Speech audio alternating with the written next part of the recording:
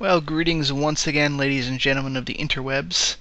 Now, as promised, I'm finally producing a few game reviews based on the Steam Summer Sale purchases that I made, and it did take a little bit longer than I planned, only because I bought so much stuff and I'm bouncing around between all of it. So, even though it didn't take a whole lot of time to actually beat f.e.a.r 3 in this case, which I spent about 7 hours playing thus far, it still took a while to get this done because as I was playing f.e.a.r 3, you're also playing Just Cause 2, Fallout New Vegas, as well as, previous games you purchased, as well as having, a job and a life and all that fun stuff. So forgive me if this took a little bit. And of course, I am coming extremely late to the f.e.a.r 3 review scene, but hey. I take this, if you're looking at a purchase for something that's been out for a little while and therefore at a reduced price, I say this is a good purchase. That's my general opinion, and I gave you that because I'm going to get into a little bit of a spoiler territory, and of course to give you a bit of a preview. So let's start off with my biggest problem though with this game. Even though I gave it a recommend, we'll get into what I recommend exactly in a little bit. But I still have problems with this game, but they do focus really around the plot. The gameplay I liked, but the plot, I loathed the plot. You see, I think the f.e.a.r 3 has fallen into that unfortunate category with many horror games where it's become too obsessed with its own story, or I should say too obsessed with the story of the first game instead of the overall themes of the first game, and has just dragged it down. To some degree, Resident Evil has suffered from this as well, and it seems to be the bane of the existence of a horror franchise. They get too obsessed with that first game, that first plot, and everything must flow from that. Well, that's not really the case. Also, Armitage, I just mispronounced that, I know. ATC has gone from being a relatively realistic defense contractor to this being an extreme example of cartoonish villainy. But before I get into all that, let me explain first why I like the first f.e.a.r 3 outside of the excellent gameplay and really great graphics for the time. I liked f.e.a.r 3 really for the story.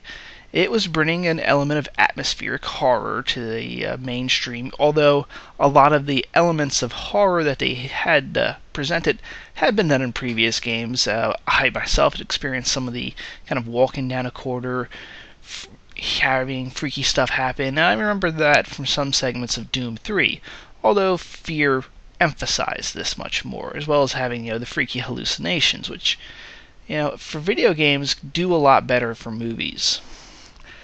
But I also really like the plot. One, it really evolved around some original concepts. They have this idea of a company actually creates an army of clone soldiers that are controlled by a psychic commander. It's very far out there. They kind of lampshade it also in the plot where the one guy goes, this is why nobody takes us seriously. But it also was very original. You didn't have anything quite like this in this kind of serious tone in a relatively modern setting. And they presented it in such a realistic fashion. The replicas were not overly sci-fi in their look and appearance. They look like how you would expect troops to look like. And their equipment was even realistic. Yeah, they used fake made-up guns, but they're kind of AKs by another name, i.e., they're based off of real-life assault weapons like an HK or an MP5 and such. So, in that regards, they was very grounded in reality. Hell, they even were using Heinz and like armored trucks that looked like just bank trucks. So it was very well grounded. They brought in a few little weird elements, especially towards the end. They had what looked like some sort of prototype laser weapon, but again, it was kind of grounded enough that it was believable in that setting, and of course they had the mechs. again, this is a good like 20 minutes into the future style setup where you could see this maybe 10 years down the road it would be like this, but everything else seemed very modern, nothing too crazy. And ATC itself acted kind of like a real corporation. You got the sense that this was just a program that they had come up with that had truly gotten away from it in a rather realistic setting. They brought in the psychic commander ideal, but they didn't take into consideration if he had gone rogue. In this case, he had gone rogue because he went to the town where his mother was killed, she herself being a strong psychic, and made them go insane, and therefore made his entire army go insane. It worked pretty effectively as a plot. You could see that ATC wasn't doing anything overly stupid in this regard to cause this problem. They were dealing with something that wasn't precedented. And ATC's reaction, well, they were all human beings. Now, in the subsequent games, 2 and 3, they became this cartoonish villains, but they had depth. ATC was, of course, murderous bastards. They would take out employees, but they did it under extreme duress and stress. It wasn't killing them for funsies. No. Eris, even the arch-villain of the series, the true arch-villain, Genevieve Aristides, I mispronounced that one too. In the first game, you only heard her through voicemails, but she was concerned. You didn't even think that the whole Project Origin, I don't think, was even officially under her watch. And she was handling the crisis more like this was actually just going to destroy the company. Their headquarters had just been sacked by the replicas, and well, this was a major embarrassment. And of course, the company truly had lost control, because after all, they're a company. They're mostly just accountants and business people, not an army. And so, of course, they had to call on actual authorities to handle the situation. And when they did have their own little goons, they were only basic security guys. Like, they were just rent-a-cops with a little bit more heavy firepower. Yeah, they probably could intimidate most people. When they're coming up against an actual military force, they were always absolutely pathetic. And I liked that. I liked the sense that this whole incident had already destroyed ATC. It wasn't going anywhere. The company was going to collapse after this. But no, that's not what happened in the third one, which I'll get into in a second. Well, actually, check chat. I'll get into it right now. Did I like this? Well, why did I like what happened? After f.e.a.r. 1, f.e.a.r. 2 brought in an entire division or legion of black ops guys that somehow swarm into the city that the nuke's gone off in. And that was already kind of stretching it, but you can maybe make the argument, hey, this is a big corporation that's a military contractor. Maybe they have a PMC branch, and they're just bringing in as many contractors from afar to try to minimize the damage, but it was still really pushing it. In this one, ATC has occupied the city of Fairport. Completely occupied it. Like, they're running in, they're mowing down all these civilians for PR concerns, and they've controlled this city now for 9 months. I can't get that past. In the first one, they had to call in the authorities when just their building had a shootout in it, and they weren't able to do squat for that. But now they're able to occupy a U.S. city, and the government doesn't know, isn't aware. I mean, how are they doing this? How are they covering this up? And their troops are literally just going house to house, killing everybody in sight. You figure that would have been a bigger, I don't know, cause for concern, PR-wise. I mean, at least the previous one, it was just an accident. You could go, well, our origin facility got nuked. I don't know how to explain it. It's stupidity. It's cartoonishly evil. They have their own stormtroopers. And by the way, they're all wearing blue camouflage. I mean, I know Armored ATC wore blue in the first game, but that's because they were literally just security guards. And somehow they've also regained control of their replica soldiers, who now look, again, completely different. Great for continuity, guys. But now also all look really, really futuristic. Like, they really look like futuristic stormtrooper style. Which they never really were like that in the first game. Yeah, they were all faceless because they were all clones, but not with these weird mask things that they've kind of obsessed with since the second game. it throws you off. And then they don't even do, like, in the first game they had Heinz, because you figure, okay, ATC's showing off this new battalion.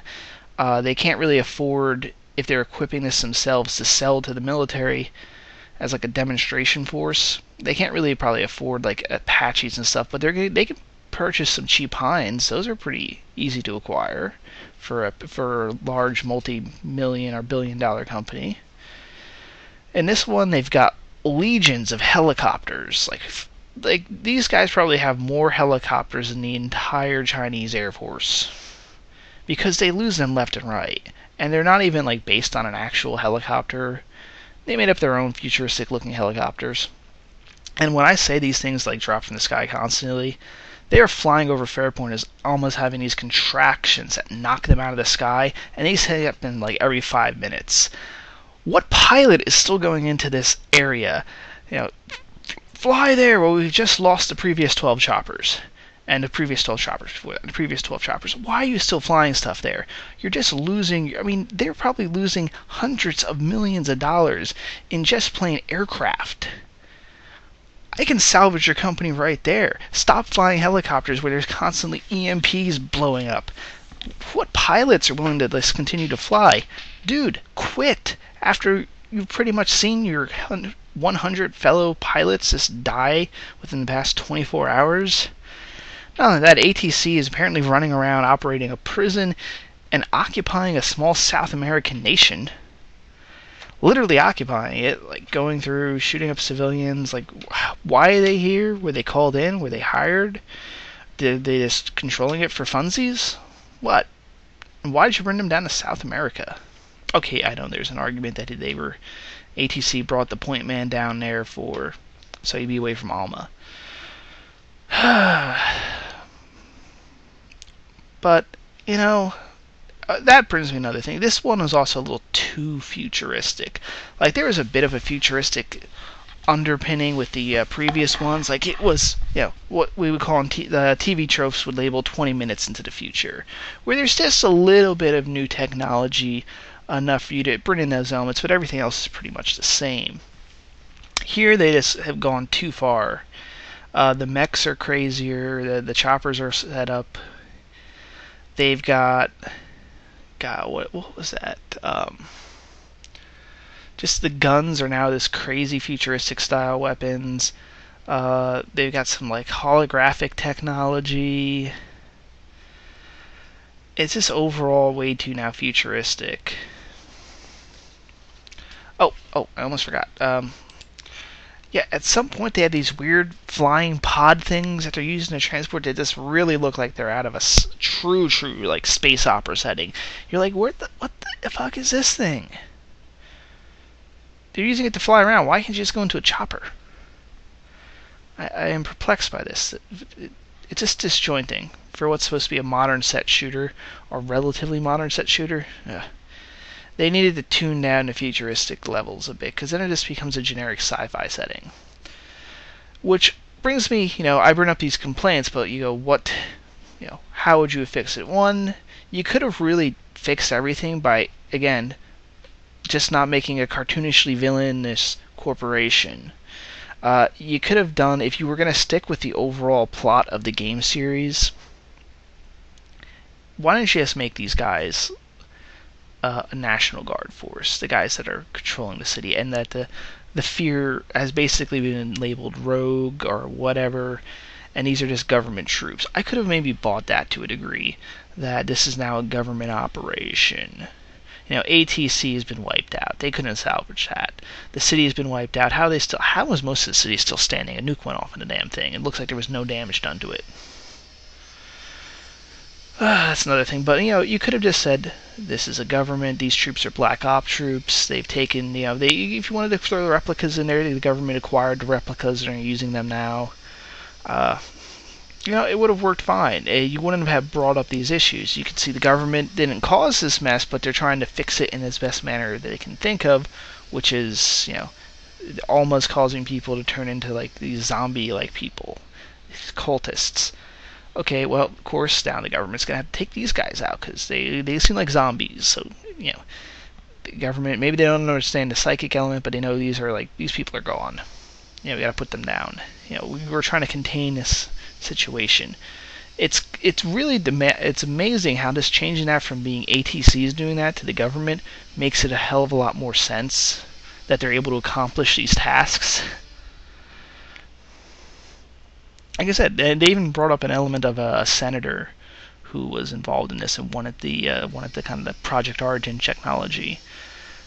So we could have bought that a little bit better. See, I just fixed your plot for you there. But no, you want to, for whatever reason, a lot of writers just can't get past, well, the first game had this ATC group as the ultimate villain, so we're gonna stick with them. We're not going to evolve the story. Really, I would have just dropped after f.e.a.r 1. Things were pretty much set as much as you could. Alma appeared dead. f.e.a.r was dead. The replicas. ATC was wiped out. Next game, pick another paranormal thing. Bring in f.e.a.r, like the actual first encounter assault recon group to deal with a new paranormal threat. Something along the lines of vampires, mutants of some type.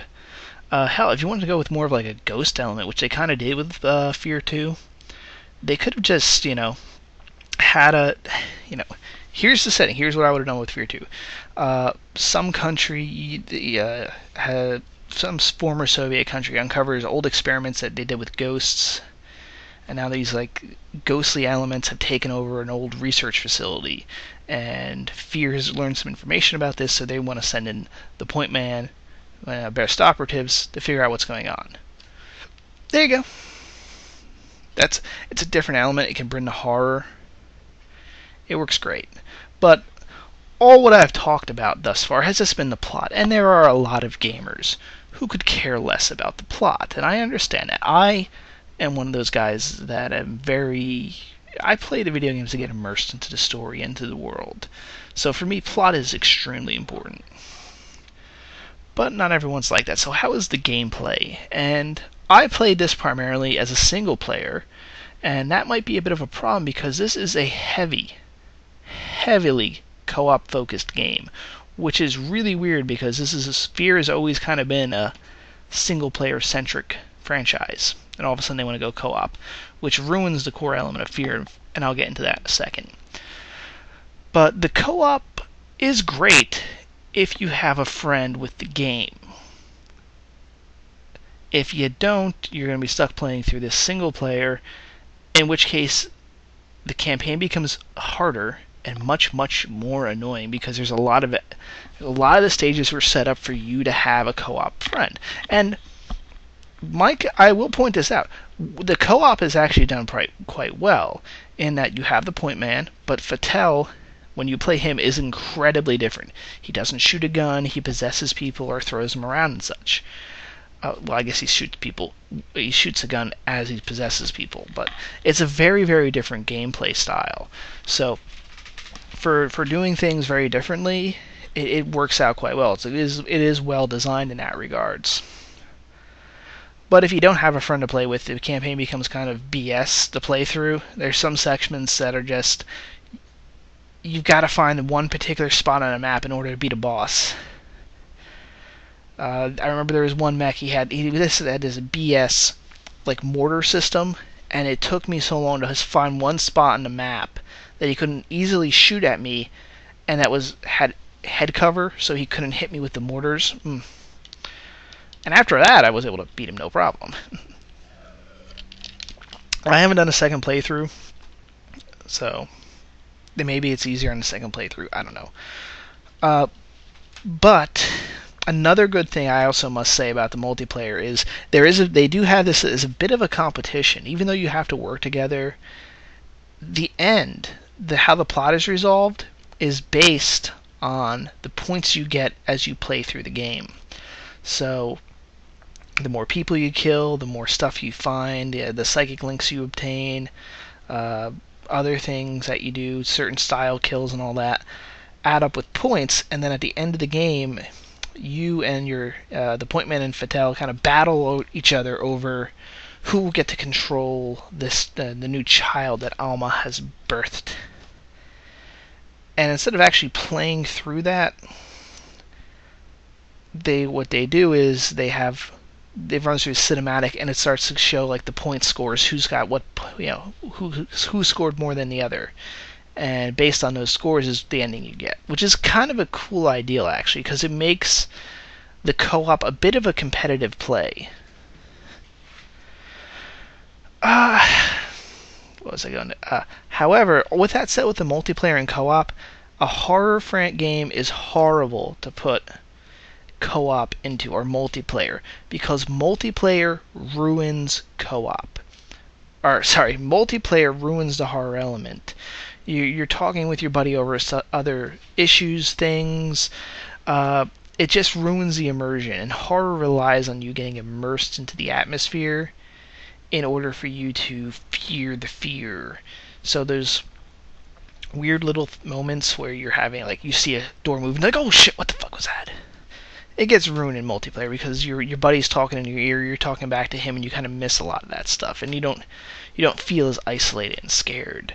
Now, some games can do fear with multiplayer. Left 4 Dead does it good because they had that horde element, where it's just an unstoppable force is coming at you, and even with your friends, you're like, holy crap, man, it's the horde, run, oh my god, he's down, we're screwed.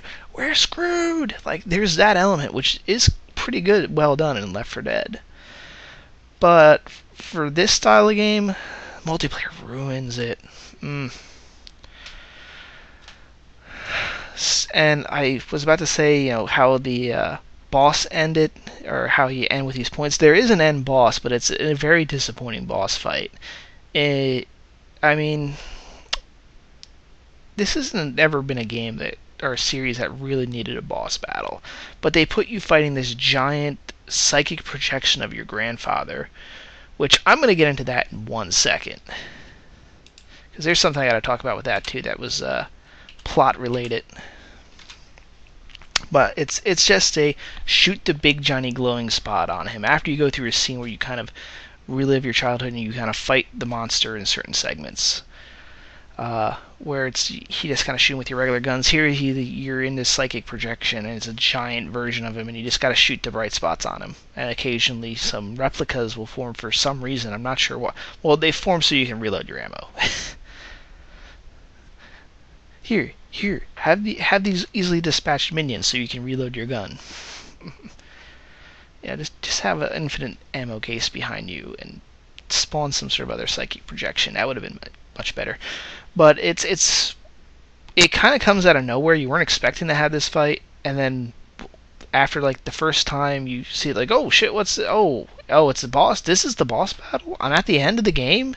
Like, you really weren't expecting this to be that. You were expecting actually to like travel somewhere to meet Alma instead of having this weird hallucination. It does kind of come out of nowhere. But I wanted to also say, because the boss is actually a psychic projection of Harlan Wade, the father of Alma, and technically then the grandfather of the brothers Fattel and the Point Man.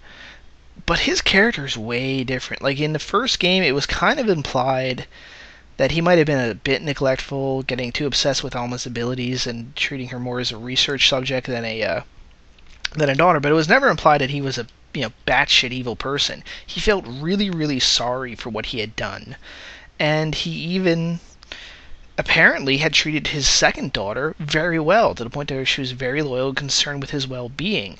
So I really got the sense in the first one it was him not realizing what he had done, and then to his daughter kind of realizing, oh crap, I have treated you like an experiment more than my own flesh and blood. But by that point she had been so far gone, and she was so dangerous that they had to pull the life support, because she could kill all these people with her mind. We kind of could even see in the second game how much of a danger she could pose because of her abilities. And you can kind of understand Harlan Wade's thoughts then. But in this game, he showed to be just a complete asshole. He apparently raised the brothers, which they somehow, your character had forgotten his childhood in a lab. Like, I just assumed when they birthed him, like, okay, he's not really that psychic, so they threw him in like a special orphanage or something. I don't know. This is like how they ruin the plot by tying this stuff up. But then they show him he's also the one raising them, and he's just treating them like crap, being a complete asshole. And you never got the sense he was that big of an asshole, and that, or even that involved with the prototype and f.e.a.r and all that. I just never got that sense from before, and I think they had overdone it. Again, this is getting too obsessed with your first plot, making everything this grand thing. Every character has this grand plan and stuff, and all you do is you wind up tripping over yourself, which they do in this case. But I am rambling on about the plot again, and I think I've said everything that needs to be said here. The graphics, I should get into, are... I'm not the best person to ask for graphics. I mean, I still play a lot of old school games. Graphics don't matter to me because I look at them, well, half the time it's more of an art style. But I found them satisfying. They worked here. They have a creepy vibe to them. But like I said, if you think the graphics are crap, okay. But I'm the guy that's like still goes and plays XCOM every now and then. You know, graphics are not important to me.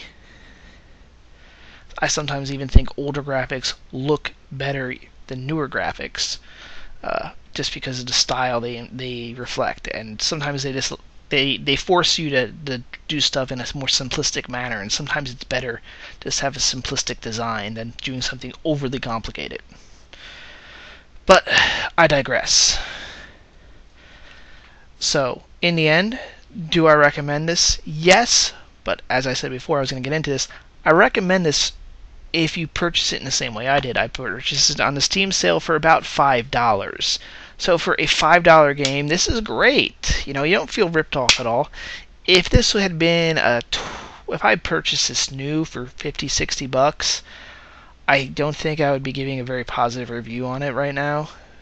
But for $5, $10, this is a really decent purchase for that. It's going to keep you occupied for several hours worth of gameplay. You'll get a decent enough to single-player campaign. If you can get a buddy to play with you, it probably is. It is a fun multiplayer. Unfortunately, my friend who promised he was going to purchase f.e.a.r 3 if I did not follow through, and therefore I was stuck playing this as a single player.